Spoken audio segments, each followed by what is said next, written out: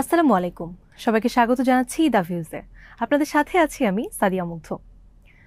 গ্রিসের সাইরাস দ্বীপে বিক্ষোভের মুখে নোঙর করতে না পেরে গন্তব্য পরিবর্তন করতে বাধ্য হয়েছে একটি ইসরায়েলি প্রমোত্তরি। স্থানীয় মঙ্গলবার দুপুরে ক্রাউন আইরিস নামের প্রমোত্তরিটি সাইরাসের এরমোপোলি বন্দরে 6 ঘন্টার যাত্রাবিরতির উদ্দেশ্যে পৌঁছায়। জাহাজটি ইসরায়েলি শিপিং কোম্পানি মানু মেরিটাইম পরিচালিত এবং এতে প্রায় 1600 যাত্রী ছিলেন, যার মধ্যে অন্তত 300 থেকে 400 জন শিশু ছিল। জাহাজটি পৌঁছানোর পরপরই বন্দর এলাকায় স্থানীয়দের একটি বড় বিক্ষোভ শুরু হয়। শুরুতে জাহাজ কর্তৃপক্ষ ধারণা করেছিল বিক্ষোভকারীরা অল্প সময়ে সরে যাবে এবং সামান্য দেরি শেষে যাত্রীরা নেমে পড়তে পারবেন।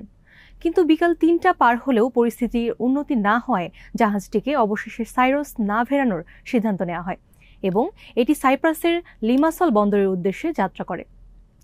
এক যাত্রী ড্রর মার্শাল কোভিন্স ইসরায়েলি চ্যানেল 12কে বলেন, পুলিশ ঘটনাস্থলে পৌঁছাতে প্রায় 2 ঘন্টা সময় নেয়।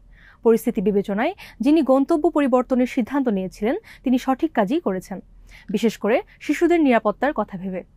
স্থানীয় বাসিন্দাদের উদ্যোগে আয়োজিত এই বিক্ষোভের আয়োজকেরা সামাজিক মাধ্যমে বলেন, গাজায় যখন ফিলিস্তিনিরা দুর্ভোগে আছে তখন ইসরায়েলি পর্যটকদের এখানে স্বাগত জানানো উচিত নয়। তারা ফিলিস্তিনের প্রতি সংহতি জানাতে এই প্রতিবাদের আয়োজন করে। গ্রিক সংবাদ মাধ্যম জানিয়েছে এরমোপোলি শহরের প্রায় 11,000 জনসংখ্যার মধ্যে প্রায় 300 জন এই বিক্ষোভে অংশ নেন। স্থানীয় সংবাদ মাধ্যম জানায়, গণহত্যা বন্ধ করো লেখা লিফলেটগুলোর জেটির দিকে যাওয়া রাস্তা জুড়ে ছড়িয়ে দেওয়া হয়, যা বিক্ষোভের বার্তা স্পষ্ট করে তোলে। এরমোপোলির সরু রাস্তায় স্থানীয় অনেকেই বিশাল একটি ফিলিস্তিনি পতাকা বহন করে মিছিল করেন। ফ্রি ফ্রি প্যালেস্টাইন এই স্লোগানে আকাশ কাঁপিয়ে তোলেন তারা। বন্দর এলাকায় আরও অনেক বিক্ষোভকারী জড়ো হন, হাতে ফিলিস্তিনি পতাকা, মুখে গ্রিক ভাষায় প্রতিবাদী স্লোগান। পুরো বিক্ষোভ চলাকালে সাইরাস বন্দর কর্তৃপক্ষ ও হেলেনিক পুলিশ সতর্ক অবস্থায় ছিল, তবে হস্তক্ষেপ করেনি। নিরাপত্তা বাড়ানোর অংশ হিসেবে জেটির কাছে একটি বড় পার্কিং লট সন্ধ্যা পর্যন্ত বন্ধ রাখা হয়েছিল, জানিয়েছে স্থানীয় গণমাধ্যম সাইরাস টুডে। আজ এখানে শেষ করছি। সবাই ভালো থাকুন, সুস্থ থাকুন আর নিরাপদে থাকুন। আল্লাহ হাফেজ।